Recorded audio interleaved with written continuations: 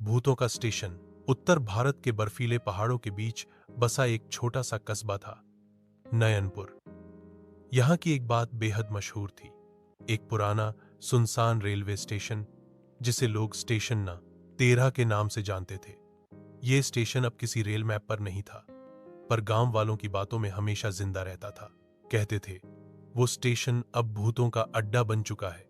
बुजुर्ग कहते थे कि जो इंसान रात के वक्त उस स्टेशन की पटरी पार करता है, उसकी परछाई वहीं रह जाती है और कुछ ही दिनों में वो खुद भी खो जाता है। लेकिन बच्चों को कहानियां हमेशा रोमांचक लगती हैं, और ऐसा ही सोचते थे 4 बच्चे, आरोही, विवान, जोया और मंटू। वे चारों एक जैसे नहीं थे।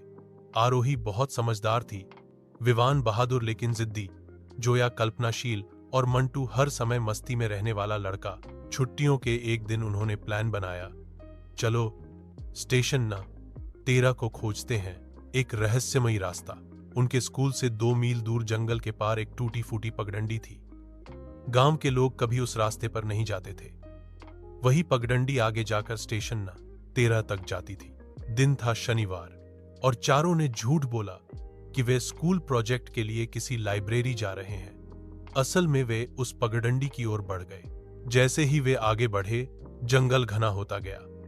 पेड़ों की शाखाएं एक दूसरे से उलझी थीं और हर तरफ धुंध सी छाई थी। पक्षियों की आवाजें धीरे धीरे बंद होने लगीं। लेकिन सबसे डरावनी बात थी पेड़ों पर लटकी घड़ियां जो उल्टी चल रही थी। ये क्या है? घड़ी उल्टी क्यों चल रही है? जोया ने पूछा। शायद ये हमें समय से उलट एक दुनिया में ले जा रही है, आरोही ने बुदबुदाया। स्टेशन न 13 घंटों चलने के बाद अचानक पेड़ों के बीच से एक पटरी दिखी। जंग लगी हुई लेकिन सीधी थी, और सामने दिखा एक बोर्ड, स्टेशन न 13, सावधान, ये आपकी अंतिम यात्रा हो सकती है। चारों बच्चे थोड़ी देर चुप रहे, लेकिन जिज्ञासा डर से ज्यादा थी। वे आगे बढ़े। स्टेशन बिल्कुल वीरान था। टिकट घर पर जाले थे, सीटों पर धूल जमी थी, लेकिन बीच स्टेशन पर एक पुराना झूला था, लोहे का बना, काला, लेकिन हिल रहा था, खुद ब खुद। ये झूला यहां क्यों है?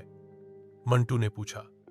शायद किसी का इंतजार कर रहा है, विवान ने कहा। उसी वक्त घंटी बजी, स्टेशन की घंटी, टन टन टन। ये तो खुद बज रही है। आरोही की आवाज कांप रही थी, और तभी एक ट्रेन की सीटी गूंजी, लेकिन वहां कोई ट्रेन नहीं थी। अतीत की ट्रेन कहते हैं, भूतिया ट्रेनें दिखती नहीं, बस महसूस होती हैं। चारों बच्चों को लगा जैसे हवा और भी भारी हो गई हो। उनकी परछाइयां हिलने लगी थीं, जैसे किसी और के साथ चल रही हों। फिर अचानक 4 टिकट जमीन पर आकर गिरे। टिकट 1 मंजिल, बिना वापसी के भविष्य। टिकट 2 मंजिल, अपनी सबसे गहरी याद। टिकट 3 मंजिल, छाया में खोई आत्मा।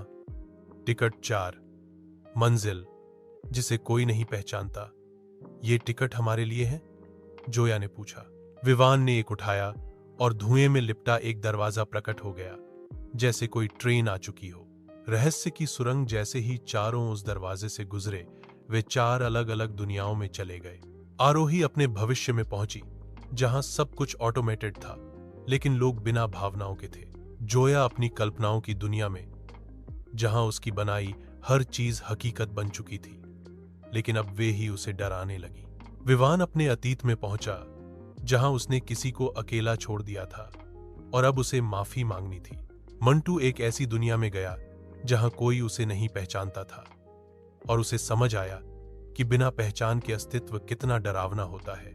इन अलग अलग यात्राओं में उन्होंने अपने डर, गलतियां और ताकत को पहचाना, और तभी सबने देखा, उनके सामने वही पुराना झूला फिर से हिलने लगा।